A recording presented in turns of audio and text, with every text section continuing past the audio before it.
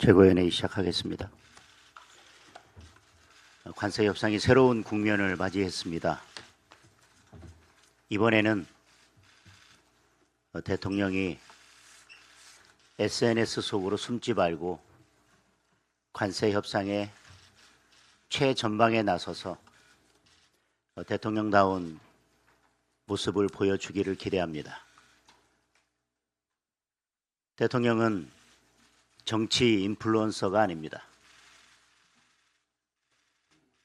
이번 관세 협상만큼은 국민의 우려가 없이 해결될 수 있도록 대통령의 전혀 다른 모습을 기대하겠습니다. 국방비 미지급이나 삼당봉 사태, 짐지고 있던 국방부 장관이 미국과 중국이 대치하자 주한미군 사령관에게 즉각 항의하고 나섰습니다. 이재명 정부의, 이재명 대통령의, 그리고 이재명 정부의 국방부 장관의 주적이 누구인지 다시 묻겠습니다. 선의의 기대 정책을 할 때 가장 위험한 것은 안보입니다. 이재명 정부는 선의의 기대 안보를 챙기는 것이 아니라 그 선의마저도 완전히 저버린 것 같습니다. 오늘 더불어민주당 의원 104명이 참여한 이재명 대통령 공소 취소 모임이 출범식을 연다고 합니다. 여권의 대부 유시민 작가의 표현을 그대로 빌리면 한마디로 미친 짓입니다. 법원은 불소추 특권의 소추가 공소 유지는 포함되지 않고 공소 제기만 의미한다고 이미 판결을 했습니다. 그렇기 때문에 수사도 가능하다고 했습니다. 헌법에 규정된 불소추 특권을 내세워서 재판을 멈춰 세웠지만 그 법적 근거가 이제 완전히 사라졌습니다. 재판을 재개해야 합니다. 법원의 그러한 판단 때문에 재판 재개가 목전에 다가오자 다급한 더불어민주당 의원들이 이런 행태를 보이는 것은 충분히 이해하겠습니다마는 제발 국민들께서 어떻게 바라볼지 다시 한번 생각해 보기 바랍니다. 최근 1월 말에 발표된 여론조사에서도 국민의 과반 이상이 이재명 대통령의 재판은 재개되어야 한다고 답했습니다. 더불어민주당은 이재명 대통령만 바라볼 게 아니라 국민들도 좀 바라보기 바랍니다.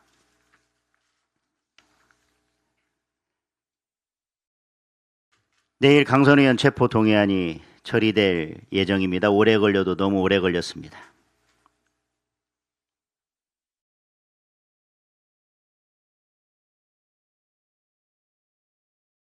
김병기 의원의 수사는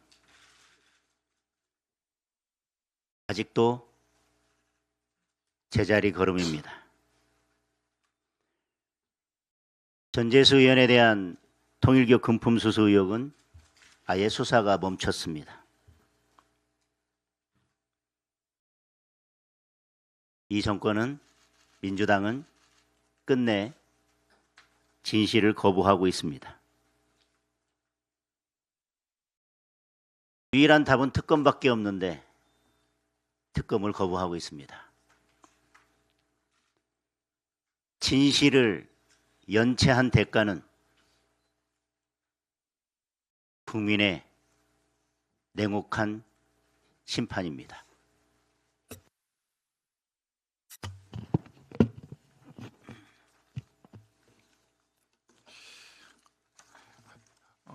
이재명 정권과 여당은 주가 상승이 곧 경제 회복인 것처럼 자화자찬하고 있지만 국민들이 실제 체감하는 고용 현실은 판이하게 다릅니다. 반도체 호황이라고는 하지만 이는 전혀 청년 고용 확대로 이어지지 못했습니다. 오히려 지난해 제조업 종사자는 1만 1천 명 넘게 감소하면서 최근 5년 사이 최대 폭으로 감소했습니다. 청년과 40대 고용 한파는 특히 심각합니다. 1월 기준으로 청년 취업자는 전년 대비 17만 5천 명 감소했고 40대도 3천 명가량 감소했습니다. 중요한 것은 그냥 쉬었음 인구입니다. 그냥 쉬었음 인구가 278만 4천 명입니다. 1년 새 11만 명 넘게 늘어났습니다. 278만 명은 대구 광역시 인구보다도 많고 전국 17개 시도 중에 6위권에 해당되는 숫자입니다. 청년만 본다면 46만 9천 명으로 전년 대비 무려 3만 5천 명이나 늘었습니다. 경제 활력이 떨어지고 있고 청년들의 일을 할 의지마저 꺾이고 있다라고 하는 심각한 경고입니다. 반도체에 편중된 몇 개 종목의 주식시장 호황으로 차가운 고용 현실을 가리는 것은 불가능합니다. 일자리 창출을 뒷받침하는 실물 경제의 양대 축인 건설업과 제조업은 오히려 침체하고 있습니다. 지난해 건설업 성장률은 무려 마이너스 9.6%의 역성장입니다. 제조업 성장률도 지난해 4분기 기준으로 마이너스 1.5% 다시 침체로 전환되었습니다. 작년 1년 전체 우리나라 경제 성장률 1.0%를 달성했다고 다행이라고 합니다만은 일본은 1.1%입니다. 무려 27년 만에 처음으로 성장률이 일본에 역전을 당했습니다. 4, 4분기만 본다면 일본은 0.1%로 반등을 했는데 우리나라는 마이너스 0.28%입니다. 최하위권입니다.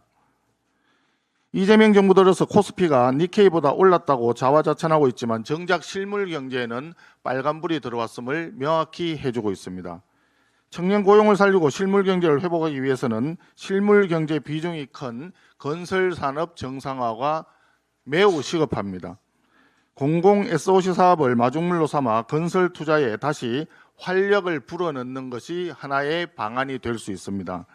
국민의힘은 최근 건설 비용 상승을 반영한 예타 기준 현실화를 위한 국가재정법 개정안을 이미 발의한 바 있습니다. 여야 간에 이견이 없는 만큼 이재명 정부와 여당은 자화자찬식의 주가 상승 홍보에 치우치지 말고 국민의 피부에 와닿는 일자리 회복과 실물 경제 회복을 위한 실질적인 입법에 함께해 주기를 강력히 촉구합니다. 지난달 20일부터 5월 15일까지가 봄철 산불 조심 기간입니다. 지난 주말 이틀 동안 건조한 날씨와 강풍 때문에 전국적으로 산불이 15건이나 발생했습니다.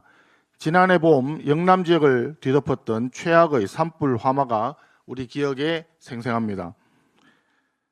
봄철 산불 대응이 엄중한 이 시기에 산불 대응 책임자인 산림청장이 도심 한가운데서 음주운전의 상태에서 고속 질주하는 것이 적발되어서 사퇴하는 어처구니없는 사태가 벌어졌습니다. 이재명 정부의 공직기강 완전히 무너졌습니다. 이재명 대통령은 당대표 시절 모든 재난의 최종 책임자는 대통령이라는 취지의 발언을 한 바가 있습니다. 산불 대응에 조금도 빈틈이 없도록 대응 상황을 수시로 점검하고 대통령이 책임을 져야 할 것입니다. 그리고 무너진 공직기강을 즉각 바로 세울 것을 촉구합니다. 한 가지 더 말씀드리겠습니다. 더불어민주당은 내일부터 국회 본회의를 열어서 사법파괴 악법들을 강행 처리하겠다고 국회의장에게 본회의 개회를 요구했다고 합니다. 2월 임시국회 개회 일정에서 우리 당에서는 2월 달에 2번의 본회의를 하자 해서 2월 12일과 26일 잠정적으로 본회의 날짜를 합의한 바가 있습니다. 그렇기 때문에 사법파괴 악법을 강행 처리하기 위한 24일 본회의는 우리 당에서는 반대를 하고 있고 26일 날 정상적인 본회의를 열어서 여야 간에 합의된 민생 법안을 처리할 것을 다시 한번 강력히 요구하는 바입니다. 이상입니다. 예, 최고위원 신동욱입니다. 앞서 당대표의 언급도 있었습니다만 오늘 민주당 국회의원 104명이 이재명 대통령 공소 취소를 위한 모임을 결성한다고 합니다. 참 부끄러운 일이고 있을 수 없는 일이죠. 그리고 정치적으로 표현한다면 저는 이게 범죄 단체를 결성하는 것과 결코 다르지 않다라고 생각을 합니다. 왜 그러냐면 민주당이 그동안 이재명 대통령의 죄상을 지우기 위해서 입법권을 남용하고 그리고 사법부를 어떤 방식으로 압박해 왔는지는 국민 여러분들이 지난 1년 동안 정말 적나라하게 지켜보셨기 때문에 잘 아시리라고 생각합니다. 그런데 이제 이재명 대통령을 기소한 검찰을 상대로 공소 취소를 그것도 여당 국회의원 104명이 입법부에 외피를 쓰고 전국을 순회하면서 공소 취소를 요구하는 집회를 하고 공소 취소를 요구하는 집단 압박을 하겠다고 하는 것이 과연 국민의 입장에서 보면 이런 것이야말로 바로 입법부의 외피를 쓴 범죄 행위다라고 저는 생각할 수밖에 없습니다. 그렇기 때문에 이 104명의 국회의원들이 어떤 연유로 이 모임에 참여하게 됐는지 다 저희가 따지긴 어렵습니다만 이 단체를 결성한 것 그 자체로 저는 범죄단체 결성이라는 정치적 비판을 하지 않을 수가 없습니다. 즉각 멈추시기 바랍니다. 입법부가 국민들의 혈세 받아서 이런 일 하라고 국회의원들에게 세비 주는 것 아니라는 것은 너무나 명백한 사실입니다. 며칠 전 윤석열 전 대통령 1심 선고를 보면 그동안 논란이 되었던 헌법 84조와 관련된 명쾌한 해석이 나옵니다. 대통령이라고 해서 진행 중인 재판을 중단해야 될 논거가 없다는 것입니다. 그렇다면 이재명 대통령 재판하면 됩니다. 무죄라고 주장해 오지 않았습니까? 무죄인데 빨리 재판해서 공소기각을 받든 아니면 무죄 선고를 받으면 끝날 일 아니겠습니까? 그런데 왜 여당 국회의원이 무려 104명씩이나 모여서 공소 취소를 주장합니까? 그럼 그동안 무죄라고 얘기했던 것들은 다 무엇입니까? 저희는 이재명 대통령 5개 재판을 받으면서 대통령에 당선된 것 자체가 기이한 일이라고 생각합니다. 민주당은 이것을 먼저 국민 앞에 사과해야 된다고 생각합니다. 그런데 이 모든 범죄 혐의를 지우기 위해서 입법부의 권한을 남용하고 사법부를 압박하고 그것도 모자라서 공소 취소를 요구하는 의원 모임을 결성했다는 것 자체 국민들에게 대단히 부끄러운 일이라고 생각합니다. 정말로 이재명 대통령 한 사람만 바라보는 정치하지 말고 이제 국민 바라보는 정치의 현장으로 돌아와 주기를 간곡히 호소드립니다. 이상입니다. 네, 최고위원 김민수입니다. 정부와 공공기관 및 공적연금 충당부채 등 광의의 국가부채가 국내 총생산의 180%를 넘었습니다. 우리 국민 1인당 약 9천만 원의 빚을 짊어지게 되었습니다. 국제신용평가사 무디스의 최근 보고서에 따르면 4년 뒤 한국은 국내 총생산 대비 정부 부채 비율이 60%가 넘어갈 것으로 전망했습니다. 정부 부채가 GDP 대비 60%를 웃돌게 되면 재정의 완충 능력이 급격하게 하락하게 됩니다. 중앙은행 통화 정책이 마비될 수 있다는 경고음이 울리고 있습니다. 박근혜 정부부터 역대 기획재정부는 재정 건전성 유지를 강조하며 재정 중칙 도입을 지속적으로 추진해 왔습니다. 하지만 민주당은 참 일관되게도 이를 반대해 왔습니다. 작년 10월 국민의힘이 제안한 재정준칙 도입 간세 협상, 여야정 협의체 구성 등 국익을 위한 호소에 민주당은 여전히 묵묵부답입니다. 민주당이 묻습니다. 이재명 재판을 방탄하기 위한 악법은 빛의 속도로 밀어붙이면서 정작 국민을 위한 입법, 대한민국의 미래를 위한 입법은 왜 이렇게 내팽개치는 것입니까? 국민 여러분, 대한민국 이렇게 빚잔치 벌여도 괜찮겠습니까? 이 모든 빚이 대한민국 청년의 어깨 위에, 우리의 아들, 딸, 손주의 어깨 위에 짊어지게 됩니다. 청년들의 어깨를 계속 짓누른다면 이재명 정권 역시 그 수명을 다하지 못할 것입니다. 2월 19일 지기현 판사는 대한민국 헌법 제84조가 말하는 소추는 공소제기라고 명확히 밝히고 있습니다. 이제 이재명의 재판을 중지할 법적 근거는 명백하게 사라졌습니다. 이재명 재판 속개합시다. 이상입니다. 지방선거가 100일 앞으로 다가왔습니다. 어제 22일 또 민주당은 또다시 고장난 녹음기처럼 이번 선거의 의미도 지난 대선과 같은 내란 청산이라고 우기면서 특히 국민의힘 현역 광역단체장들을 퇴출하는 선거로 규정했습니다. 시민과 도민이 선출한 단체장을 마치 대통령 1인이 낙하산으로 꽂은 사람 취급하면서 평가하겠다, 심판하겠다, 퇴출하겠다, 온갖 오만을 부리고 있습니다. 17개 광역시도 모두를 민주당이 맡아야 한다고 호기를 부리고 있습니다. 민주당에게 선거는 국민 행복, 지방 발전, 국가 번영의 수단이 아니라 당선 그 자체가 정치의 목적이며 빼앗고 누리는 전리품일 뿐입니다. 책임 있는 집권 여당의 철학과 고민이 전혀 보이지 않습니다. 이처럼 그들이 과거를 말할수록 우리는 미래를 이야기해야 합니다. 이번 선거에서 우리 국민의힘은 국민들을 어떤 미래로 데려갈 것인지를 분명히 설득해야 합니다. 보수정당, 이념정당을 넘어 경제정당, 대한세력, 국정운영 중심 세력임을 입증해야 합니다.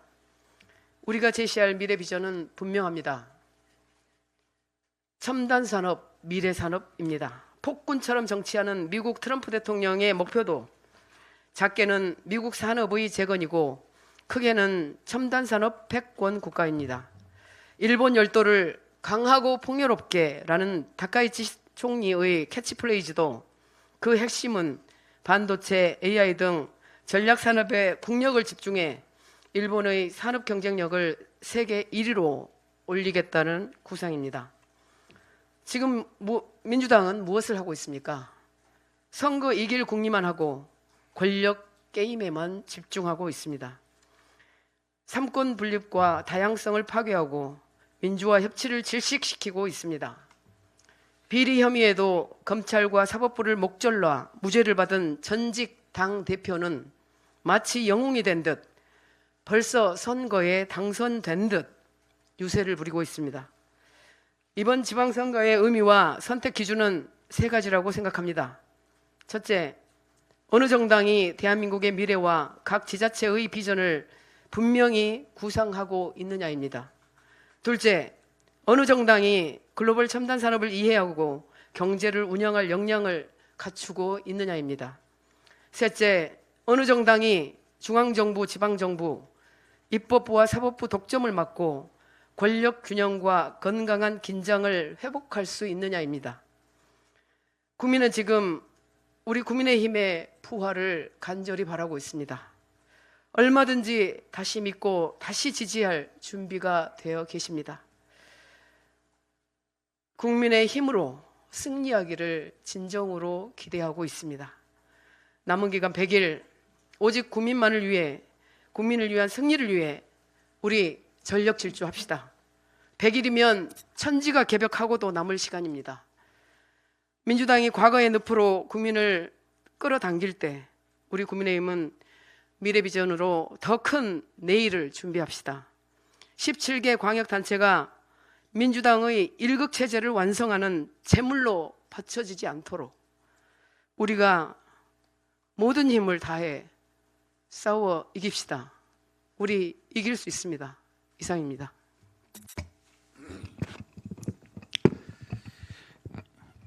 예, 김재원입니다. 요즘 현장에서 많은 국민들을 만나서 이야기를 듣다 보니 정말로 조바심이 나서 한 말씀 드리겠습니다. 많은 국민들이 우리 당의 적전분열을 걱정합니다.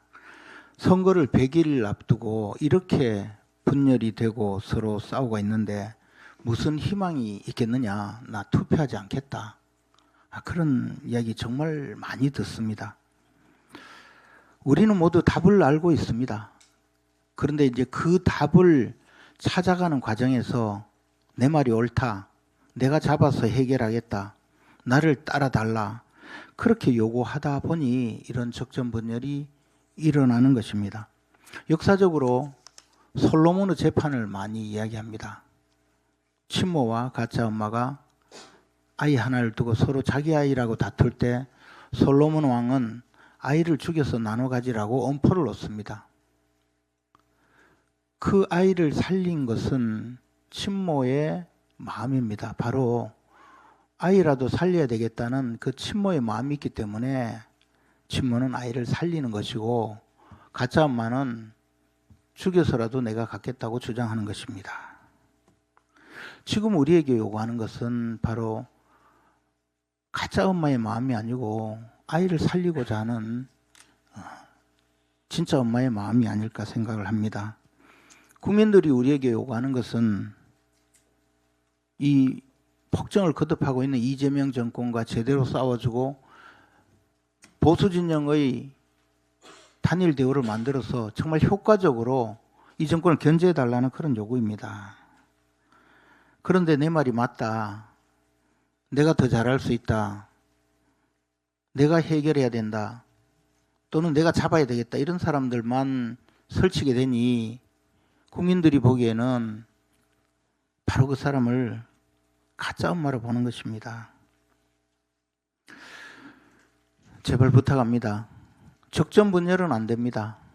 스스로 어떤 문제 제기를 하고 어떤 다른 의견을 제기하고 더 나아가서 자신의 주장을 하더라도 그것이 우리에게 소중한 우리의 아이를 살리지 못한 일이라면 그것은 결코 온당하지 않습니다. 국민들이 지켜보고 있습니다. 어쩌면 바로 우리가 살리고자 하는 아이는 바로 국민입니다. 그리고 우리는 진짜 엄마의 마음으로 이 적전분열 더 이상 지속되지 않도록 지혜를 모아서 앞으로 나갑시다. 부탁드립니다. 청년 최고위원 우재준입니다. 제9회 지방선거를 앞두고 이재명 방탄을 추진하려는 민주당의 방식이 점점 더 적나라해지고 있습니다. 지난 12일 출범한 이재명 대통령 사건의 공소 취소와 국정조사 추진을 위해 결성된 의원 모임, 이른바 공취모는 오늘 국회의원회관에서 출범식과 결의대회까지 열며 사실상 자신들만의 정치적 자축 행사를 벌일 예정이라고 합니다.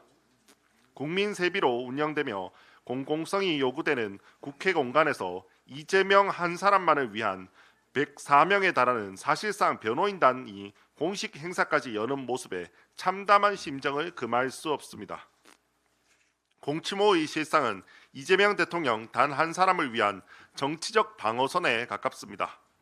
재판을 재개해도 모자랄 판국에 기소 자체를 무효화하겠다는 국회의원들의 압박은 결국 삼권 분립과 법치주의 원칙을 정면으로 흔드는 정치 행위입니다. 다행히 더불어민주당 내부에서도 이를 비판하는 목소리가 나오고 있습니다. 이재명 대통령과 소통 없이 이재명 대통령에게 불리한 변호를 한 인사를 특검 후보로 추천했다가 제명인의 마을에서 제명당한 정청래 대표와 이성윤 최고위원, 그리고 민주당의 공소 취소 모임을 두고 미친 짓이라고까지 직격한 유시민 작가 등 최소한의 양심으로 자정 노력을 기울이시는 여러분께 응원의 말씀을 드립니다. 한편 이재명 정부 출범 이후 청와대 비서진의 월 평균 초과 근무 시간이 62시간에 달한다는 사실이 드러났습니다. 이는 일반 근로자의 평균 초과 근로 시간의 8배를 넘는 수준입니다.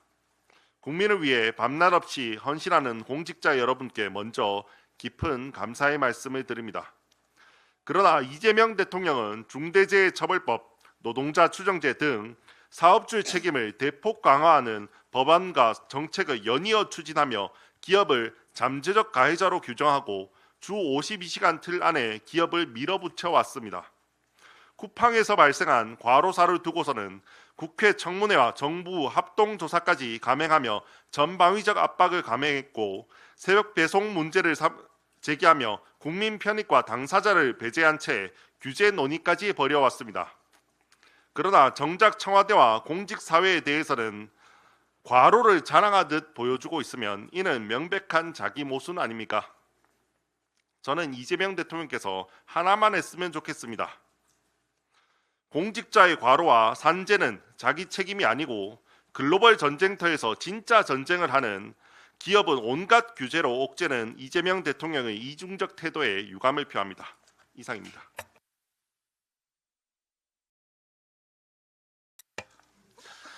네, 더불어민주당 의원 104명이 참여한 이재명 대통령 사건 공소 취소와 국정조사를 위한 의원 모임이 오늘 공식 출범한다고 합니다. 이들은 이재명 대통령의 대장동 사건, 대북 송금 사건, 선거법 위반 사건, 위증교사 사건 등 이미 기소되어 재판이 진행 중인 총 8개의 사건에 대해 정치적 다수의 힘으로 공소를 취소시키겠다고 나섰습니다. 이것은 행정부 권력을 견제해야 하는 입법부 본래의 역할을 포기하겠다는 아주 구체적이고 실천적인 선언이며 입법부 내에 좀 더 확실한 대통령의 친위대 역할을 하는 모임이 만들어졌다는 의미입니다. 즉 민주주의의 근간인 입법, 행정, 사법부의 삼권 분립을 해체시키고 베네수엘라형 삼권 합체 국가를 완성시키겠다는 망국적 시도입니다.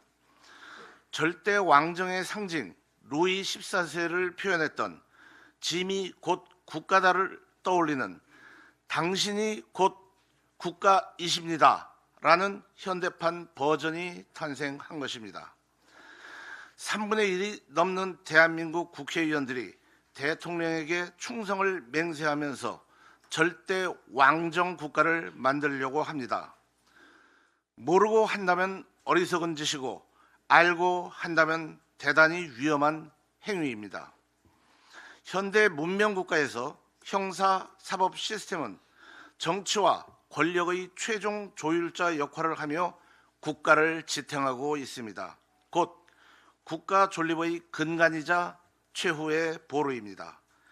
국가 존립의 근간과 최후의 보루인 대한민국의 형사 사법 시스템은 최고 권력자의 신여가 되길 염원하는 상당수 민주당 국회의원들에 의해 이제 붕괴의 문턱을 넘어서고 있습니다. 향후 그 결과는 사회 시스템에 대한 불신, 국가 신뢰도 하락과 더불어 경제 체제의 붕괴로 이어지며 국민들에게 끔찍한 재앙을 안겨주게 될 것입니다. 대한민국의 형사 사법 시스템을 망가뜨리겠다는 무분별하고 무책임한 위험한 시도가 제동되지 못하고 그대로 진행된다면 우리는 정말 최악의 쓰라린 현실을 겪게 될 것입니다. 영국의 철학자이자 정치학자인 존 로크는 그의 저서 통치론에서 이렇게 말했습니다. 법이 끝나는 곳에서 폭정이 시작된다. 법의 경계가 흐려지는 순간 권력은 본성을 드러냅니다. 법이 정치의 도구가 되는 순간 국가는 중심을 잃게 됩니다. 국회가 권력의 편이 아니라 법의 편에 서야 하는 이유입니다. 이상입니다. 이재명 대통령께서 다주택 임대사업자 압박이 주거 불안을 심화시킨다는 주장은 비호 논리라고 말했습니다. 그러나 이는 부동산 시장의 복합적인 작동 원리를 단순화하여 보는 위험한 인식입니다. 분명히 말씀드립니다. 다주택자를 압박하면 단순히 전월세가 부족해진다는 뜻이 아닙니다. 다주택자만 압박해 매물을 늘리면 집값과 전월세 시장이 동시에 안정될 것이라는 대통령의 인식이 단편적이라는 점을 말씀드리는 것입니다. 첫째, 기존 주택 매물에만 매몰된 공급 정책은 한계가 분명합니다. 대통령께서는 다주택자를 압박해 나오는 매물만으로 시장을 안정시킬 수 있다고 보는 듯합니다. 그러나 구축 매물만으로는 국민이 원하는 양질의 주거 수요를 충족시킬 수 없습니다. 이것이야말로 시장 구조를 외면한 단편적 접근입니다. 둘째, 국민의힘의 해법은 공급의 구조적 정상화입니다. 재건축, 재개발 규제 정상화를 통해 신규 주택 공급을 획기적으로 확대해야 합니다. 신축 공급이 늘어나 주택의 희소성이 낮아지면 다주택자 매물은 인위적 압박 없이도 시장 원리에 따라서 자연스럽게 시장에 나오게 됩니다. 셋째, 국민의힘은 특정 계층을 옹호하는 것이 아니라 방법론을 말하는 것입니다. 공급 구조 개선 없는 징벌적 규제는 이미 문재인 정권에서 전월세 시장 왜곡과 가격 불안의 악순환을 초래한 바 있습니다. 시장을 안정시키는 가장 확실한 길은 양질의 신축 주택 공급 확대입니다. 대통령께 요청드립니다. 국민의힘의 문제 제기를 곡해하지 마시기 바랍니다. 신축 주택 공급이 늘어나면 주택 선택지가 다양해지고 다주택자 매물도 자연스럽게 시장에 나오게 됩니다.